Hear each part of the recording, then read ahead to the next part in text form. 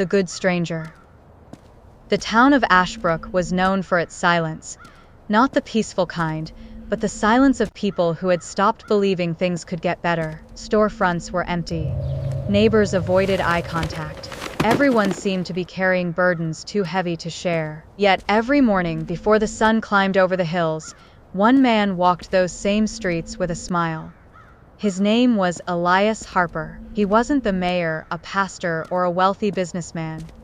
He was the janitor at the local elementary school. To most people, he was invisible, but kindness has a way of being seen even when the person showing it is not. Each morning, Elias greeted every child by name. He repaired broken toys with glue and patience. He quietly left sandwiches in backpacks belonging to students who came to school hungry. When snow covered the sidewalks, he shoveled the driveway of an elderly widow before anyone else woke. He never asked for thanks. He simply believed every person deserved to be loved. Some admired him. Others laughed at him. "You're too soft," they would say. "The world doesn't work that way." Elias only smiled. Maybe the world works that way because too few people choose another. Across town lived Victor Kane. Victor measured life by profit. He bought struggling businesses, raised rents, and forced families from homes they had lived in for generations. Sir, have mercy. To him, kindness was weakness. She needs more When an elderly widow begged Victor for another month to pay her rent, Elias quietly stepped forward. "Please," he said. "She only needs a little time." Victor looked at the crowd, then he laughed. "People like you are the reason people stay poor." The crowd lowered their eyes. Elias did not argue. He simply answered, "I hope one day someone gives you the mercy you're unwilling to give today." Victor walked away. Months passed, then disaster arrived. A wildfire swept across the valley. Hold the line! Homes burned. The school gym became an emergency shelter. Families who had once ignored each other now stood in long lines waiting for food.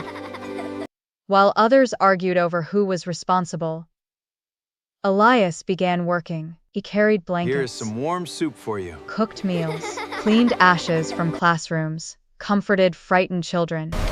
He slept only a few hours each We night. need everyone evacuating Something right now! unexpected happened. His kindness spread. A mechanic repaired cars for free. Teenagers rebuilt damaged fences. Doctors volunteered extra hours. Neighbors who hadn't spoken in years began helping one another. One small act inspired another, like light passing from candle to candle. Victor watched from his office window. He didn't understand. Why would people help without expecting payment? Then life answered his question. A financial collapse destroyed his company. His partners disappeared. His bank accounts were frozen.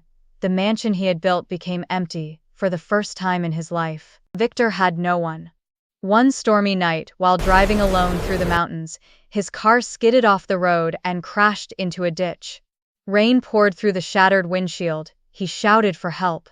No one came, until a flashlight appeared in the darkness. It was Elias. Without hesitation, Elias broke the window, pulled Victor from the wreckage, wrapped him in his own coat, and stayed beside him until the ambulance arrived. Victor stared in disbelief. "Why?" he whispered. "After everything I did to you." Elias looked at him with gentle eyes. "Because kindness isn't something I give to people who deserve it." He paused.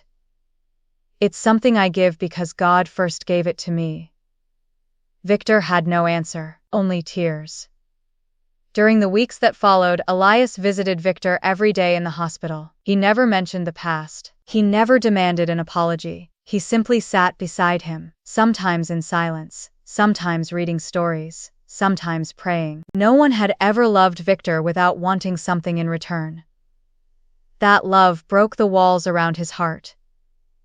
When he finally left the hospital, he began making things right. Families received their homes back. Businesses reopened. Debts were forgiven. He sold his mansion and used the money to build a community center, scholarships for children, and housing for struggling families. People were shocked. What changed him? They asked. The answer was simple. Someone answered cruelty with compassion. Years passed. Ashbrook slowly became known not for its poverty, but for its generosity. Children who had once received Elias's kindness became adults who served others. Teachers inspired students, doctors treated those who could not pay, police officers protected with mercy. Parents raised children who believed love Heavenly was Father, stronger thank than you for this hate. day. One autumn afternoon, an elderly Elias sat on a bench in the town square. His hair had turned white. His hands trembled with age. A little girl accidentally dropped her books. Before she could bend down, another child rushed over to help her. Then another. And another. No one told them to. Kindness had become part of who they were.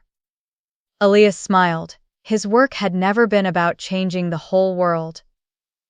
Only the heart in front of him. The town that had once been defined by despair now overflowed with hope.